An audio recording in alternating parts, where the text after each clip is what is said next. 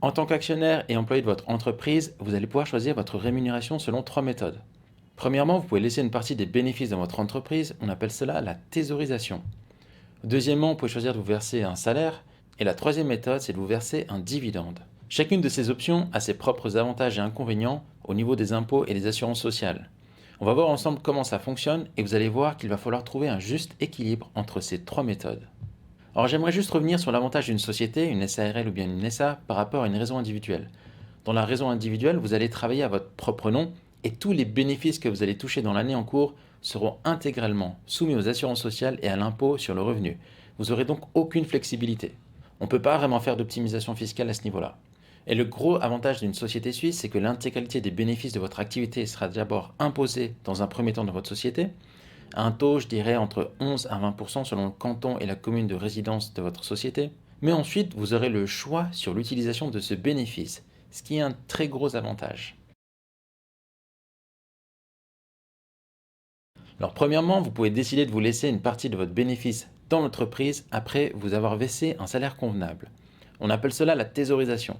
Le bénéfice subira uniquement le premier niveau d'imposition de votre société et dans les cantons romans, en moyenne, on paye du 15%. La société pourra ensuite réinvestir dans des actifs nécessaires à votre exploitation pour agrandir votre business ou bien aussi dans des actifs financiers. Par ailleurs, cette stratégie peut être super intéressante si vous souhaitez revendre votre entreprise par la suite, car vous pourrez revendre votre société en générant un gain en capital non imposable selon certaines conditions. Alors je vous ferai une petite vidéo séparée à ce sujet. Lors des contrôles AVS, le contrôleur va vérifier que vous êtes bien versé un salaire adéquat tout au long des dernières années. S'il juge que le salaire n'a pas été suffisant, une partie des dividendes versés sera requalifiée en salaire et soumis aux charges sociales. Et ils vont regarder cette analyse de manière cumulative sur les dernières années en analysant deux critères. Premièrement, un salaire convenable et deuxièmement, un rendement sur vos actions qui ne doit pas être plus élevé que 10%. Donc si vous avez un capital action de 100 000 francs, vous pouvez vous verser un dividende maximum à hauteur de 10 000 francs. Et pour savoir à quoi correspond un salaire convenable, vous pouvez aller voir le document qui s'appelle DSD 18-2016, je l'ai mis le lien en description. Pour faire simple, vous pouvez juste reprendre les données depuis la base de données Salarium qui regroupe les salaires moyens par activité, tranche d'âge, etc. Maintenant qu'on a regardé le critère de salaire minimum, on doit aussi regarder maintenant le salaire maximum. Une autre problématique, c'est que vous allez aussi avoir un problème si vous versez un salaire qui est trop élevé. Alors en effet, au niveau de votre société, vous devez rattacher les dépenses dans la bonne année. Si vous versez un salaire qui est trop élevé à votre directeur actionnaire, on parle de prestations appréciables en argent, ou autrement un dividende caché. Alors dans ce cas-là, la partie du salaire qui est excédente ne pourra pas être déductible de la société et augmentera le bénéfice imposable de votre société. Alors pour déterminer la part du salaire qui est maximum, l'administration fiscale se base sur la méthode valaisanne. Donc pour faire simple, votre salaire maximum consistera en un salaire de base moyen, une participation au chiffre d'affaires de la société et une participation aux bénéfices de la société. Vous avez donc fait une petite analyse afin que vous puissiez mieux comprendre. Donc voici un petit exemple. Dans la première variante, c'est la variante du dividende élevé, donc il y aura un salaire et avec un dividende. Et la deuxième, c'est si on vous verse uniquement un salaire. Donc dans les deux variantes, on va avoir une société qui va générer 200 000 francs de bénéfices. Dans le premier exemple, je vous verse uniquement un salaire de 87 000 francs et l'autre 175 000 francs. Donc je vous verse un salaire qui est 2 fois plus élevé dans la variante du salaire élevé. Ensuite, en mettant les charges de l'employeur, on arrive avec un bénéfice dans la société de 100 000 francs dans la première variante et un bénéfice dans la société de 0 dans la variante du salaire élevé. Donc la société va devoir payer un petit peu d'impôt dans la première variante, ce qui va vous laisser un bénéfice net dans l'entreprise de 85 000 francs et on a un dividende de 85 000 francs. Ensuite, maintenant, il faut regarder votre situation personnelle. Donc dans la première version, vous allez recevoir deux types de revenus. Premièrement, un salaire où vous allez devoir payer des charges sociales et vous allez recevoir un dividende de 85 000 francs. Donc en tout, l'impôt sur votre revenu personnel, vous allez payer 33 000 francs. Dans la deuxième variante, vous allez recevoir uniquement un salaire brut auquel on va devoir déduire les charges sociales employées, ce qui vous fait un revenu net, un salaire net de 151 000 francs. Sur cela, vous allez devoir payer l'impôt sur le revenu, je l'ai estimé à 45 000 francs. Donc comme je vous ai montré un peu le mécanisme de la répartition de votre bénéfice entre la société et à vous à titre personnel, mais je vous ai fait quand même une petite récap, parce que c'est un peu plus simple. Donc on retrouve ici nos 200 000 francs, et il va être réparti entre deux catégories. Premièrement, en vert, c'est tous les bénéfices et les avantages que vous allez pouvoir recevoir, et en rose, c'est tout de l'argent que vous allez donner à la société, mais qui ne vont pas vous revenir de manière directe.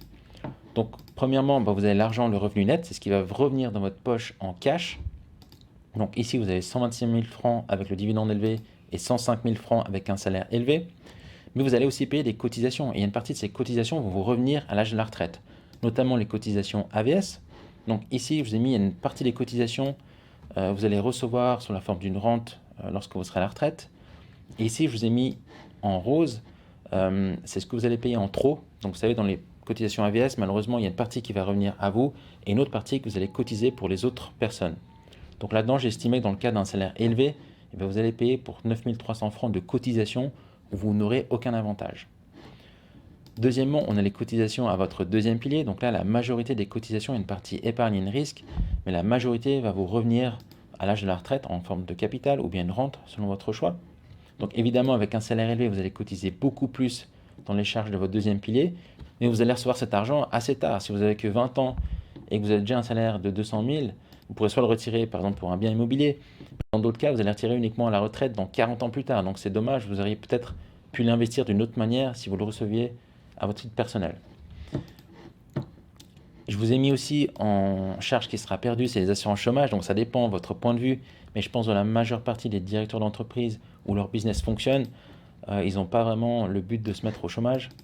Et ensuite, il y a les impôts que vous allez payer. Donc il y aura une partie d'impôt qui est payée par votre société et une partie des impôts que vous allez payer vous à titre personnel. Donc dans mon exemple, on est à peu près sur la même chose. Donc ça, c'est vraiment une analyse à faire au cas par cas. Ça dépend de votre canton de résidence, de la société. Mais dans mes analyses, j'ai remarqué que c'est assez similaire au niveau des impôts. Donc pour moi, vraiment, l'économie, elle est clairement au niveau des charges sociales.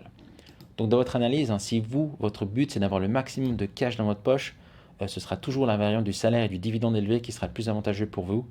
Mais si vous, vous êtes quelqu'un qui valorise aussi les assurances sociales pour votre retraite, on peut voir que c'est assez similaire, mais il y a quand même un petit avantage à la variante du dividende élevé. Je dirais que dans la majeure partie des cas, si vous ne souhaitez pas avoir les couvertures d'assurance maximales et que vous pouvez assurer votre retraite avec vos investissements personnels, il vaut mieux privilégier la variante du dividende maximum. Mais quand vous vous rapprochez de l'âge de la retraite, je dirais qu'il peut être aussi très intéressant d'augmenter votre salaire et ensuite d'effectuer des rachats dans votre deuxième pilier.